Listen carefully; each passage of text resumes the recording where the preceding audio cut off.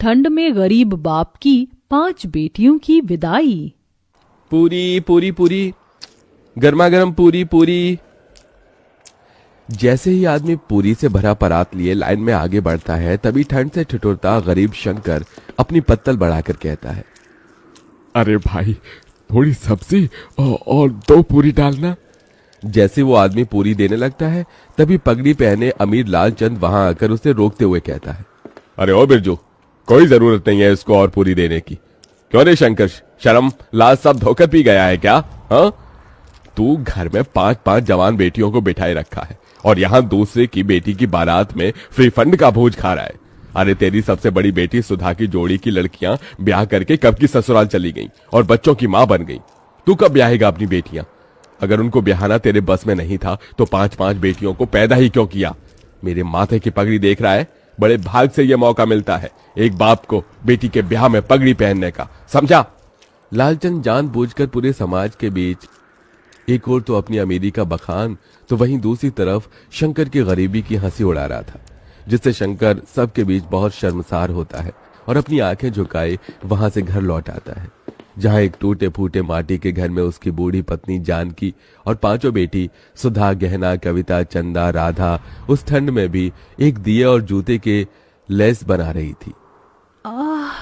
माँ, मेरा हाथ। तू ठीक तो है राधा? दिखा मुझे अपना हाथ।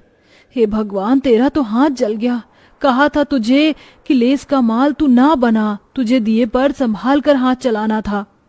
पहले ही अपने घर के दुख भरी परिस्थितियों को बाहर से ही देखकर शंकर अपनी आंखों से आंसू पोंछकर मुस्कुराते हुए अंदर आता है। अरे क्या कर रही हैं बाबा की 5 बेटियां? अरे बाबा, आप आ गए। हे भगवान, आप तो ठंड से कांप रही हैं। मैं आपके लिए आग जला देती हूँ। कितनी बार कहा है आपको कि एक स्वेटर अपने लिए खरीद लीजिए, बाहर कितनी ठंड गिर रही है और आपका बुढ़ापे का भी शरीर है। तभी दुखमन से शंकर ने कहा, चिंता मत कर मेरी लाडो, तुम 5 को ब्याहने से पहले नहीं मरूंगा। जब तक तुम 5 की विदाई नहीं हो जाती, मेरे प्राणों को भी कहां मुक्ति मिलेगी। एक बार तुम 5 की विदाई कर दूं, फिर चाहे मेरी मिट्टी उठ जाए। ये सुनकर गरीब शंकर की 5 बेटियों की आंखों आंसुओं से भर जाती हैं। भगवान के लिए फिर कभी अपने मुंह से ऐसी बात मत निकालना बाबूजी। आपके सिवा माँ और हम 5 का इस दुनिया में है ही कौन? तभी जानकी खाना परोसती है और शंकर अपने हाथों से अपनी 5 बेटियों को खिलाता है। शंकर के पास धन दौलत नहीं थी, मगर वो दिलदार आदमी था। शंकर को हमेशा अपनी 5 बेटियों की शादी और उनकी विदाई की ही चिंता लगी रहती, क्योंकि कोई भी उसे रिश्ता नहीं जोड़ना चाहता था और कई दफा रिश्ते वाले देखने भी आते तो उसका गरीब घर द्वार देखकर चौखट से ही लौट जाते। ऐसे ही दिन बीतते हैं और शंकर का दूर का रिश्तेदार उसे एक रिश्ता बताता है। जानकी, कल सुधा चंदा को लड़के वाले देखने आ रहे हैं, उन्हें तैयार कर देना। मेरे एक मित्र हैं, उन्होंने ही ये रिश्ता बताया है। ईश्वर करे कि बात बन जाए तो इन दोनों के हाथ जल्दी पीले कर दूंगा। धीरे धीरे करके ही तो अपनी बेटियों का भार उतार पाऊंगा। अगले दिन रमा देवी शंकर की बेटियों को देखने आती है। आइए आइए बहन जी, आपका ही इंतजार था, यहाँ बैठिए। अरे जानकी बिटिया, उसको ले आना। सुधा और चंदा एक बड़ी ही पुरानी सी बनारसी साड़ी में सादगी के साथ आती है और चाय नाश्ता परोसती है। तभी रमा देवी कहती है, देखो भाई साहब, बेटियां तो मुझे आपकी दोनों ही पसंद है, मगर दहेज भी लगेगा। मेरा एक बेटा बैंक में भले ही चपरासी है मगर सरकारी है, और दूसरा बेटा सरकारी नौकरी की तैयारी कर रहा है। दोनों का ज्यादा नहीं तो 10 लाख दे दीजिए। दहेज की बड़ी रकम सुनकर गरीब शंकर चिंता में आ जाता है। माफ कीजिएगा बहन जी, मैं इतना तो नहीं दे पाऊंगा। एक बेटी होती तो जोड़ जाड़ कर कहीं से भी पैसे भी दे देता, मगर मेरी 2 बेटियों के बाद 3 बेटी और हैं ब्याहने को। मगर ये इस गरीब पिता की जुबान है, मुझसे जितना बन पड़ेगा मैं दूंगा। मैं दोनों के लिए 5 लाख तक दहेज दे दूंगा और फिर बारात का खर्चा भी तो देखना है। रमा रिश्ता पक्का कर देती है। उसके जाने के बाद चिंता से भरी जानकी ने कहा, अजी 5 लाख रुपए कहाँ से लाकर देंगे आप, कुछ सोचा है? अरे खेत बेच दूंगा जानकी, 4-5 लाख रुपए तो मिल जाएंगे। कम से कम मेरी 2 बेटियों की विदाई तो हो जाएगी। लेकिन बाबा, खेत बेच दोगे तो खेती कहाँ करोगे? मजदूरी कर लूंगा। वैसे भी गरीब लोग लेबर माटी में लगे हुए हैं। बस तुम पांचों अपने घर द्वार चली जाओ। बेटी की विदाई के लिए मजबूर होकर शंकर अपना खेत बेच देता है, जिसके बदले उसे केवल 2 लाख ही मिलते हैं। पैसे कम पड़ने पर वो अपना घर भी गिरवी रखकर दहेज और बारात का सारा इंतजाम करता है। रमा बारात लेके आती तो है। सभी बाराती ठंड के गर्म कोट, जैकेट, स्वेटर पहने आते हैं, तो वहीं गरीब शंकर धोती और पतले पुराने से कुर्ते, जो कि जगह जगह से फटा होता है, उसमें ठिठुरता हुआ हाथ जोड़े बारातियों का स्वागत करता है। मगर एकदम से रमा की शर्त पलट जाती है। अरे रमा जी, आपने मुझे वचन दिया था, आप ऐसे कैसे बात से मुकर रही हैं? देखो भाई, 10 लाख रुपए से दहेज का 1 पैसा कम नहीं लगेगा। अगर तुम दे सकते हो तो कहो, नहीं तो बारात वापस लेकर जाते हैं। शंकर डबडबाई आंखों से मंडप में दुल्हन बनी बैठी अपनी बेटी को देखकर अपनी पगड़ी उतारकर रमा के पैरों में रख देता है। मैंने अपनी इज्जत आपके पैरों में रख दी है, दया कीजिए। अगर ये शादी नहीं हुई तो लोग मुझे और मेरी बेटियों को जीने नहीं देंगे। रमा पगड़ी को पैर मारकर चली जाती है, तो वहीं समाज भी शंकर पर थू थू करने लगता है।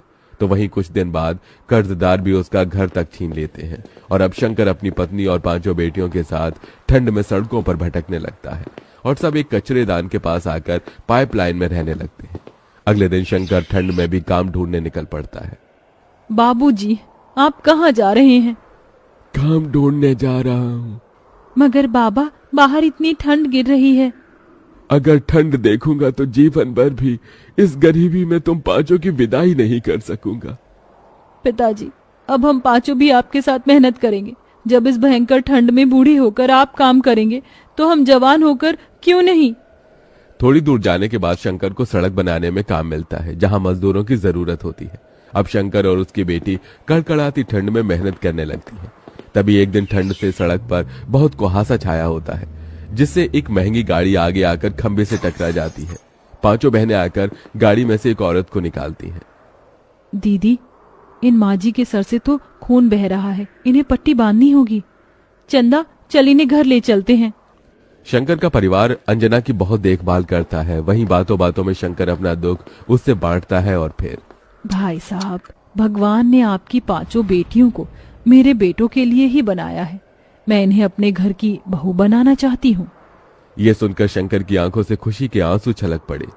बहन जी, मैंने कभी सपने में भी नहीं सोचा था कि मेरी 5 बेटियों का रिश्ता इतने बड़े घर द्वार में लगेगा। बहुत ही ऊंचा भाग्य है तुम्हारा मेरी बच्चियों, जो अंजना जी ने तुम 5 को पसंद किया है। मगर मुझ गरीब के पास देने को दहेज नहीं बहन जी। मेरी 5 बेटियां ही मेरे जीवन भर की पूंजी है। भाई साहब, आप बस अपनी बेटियों को एक जोड़े में विदा कर दीजिए, मुझे और कुछ नहीं चाहिए। थोड़े ही दिन बाद शंकर अपनी बेटियों की विदाई की तैयारी में लग जाता है। वो कड़ाके की ठंड में कांपता ठिठुरता कचरेदान को साफ करके वहां मड़वा बनाता है और खाने पीने शुद्ध बुद्ध बिसार कर खुद को मेहनत में झोंक देता है और 2 पैसे ज्यादा कमाने के लिए गीली रेत बालू उठाकर मिले पैसे से 5 की शादी का जोड़ा खरीद कर लाता है। शादी का दिन आ जाता है। बड़े धूमधाम से अंजना बारात लेकर आती है। आंखों में आंसू भरकर शंकर कहता है, देखो जानकी, हमारी 5 बेटियों की बारात आई है, आज उनकी विदाई है। आपने अपने पिता होने का फर्ज पूरा किया जी। इसके बाद जानकी और शंकर उन 5 का कन्यादान कर देते हैं और विदाई का पल आ जाता है। तभी, ये लो मेरी बच्चियों, ये चावल पीछे को फेंक कर आगे बढ़ो। एक एक पैर बढ़ाती हुई 5 चावल पीछे जानकी की झोली में गिराती हैं और फिर अपने पिता के गले लगकर फूट फूट कर रोती हैं। बाबूजी, आपने हम 5 की विदाई के लिए बड़ा तप किया है। देखिए, आज हम विदा हो रही हैं। अपना ख्याल रखिएगा। तुम भी अपना ध्यान रखना मेरी बच्चियों, सदा खुश रहना। इसी के साथ गरीब शंकर अपनी 5 बेटियों को विदा कर देता है।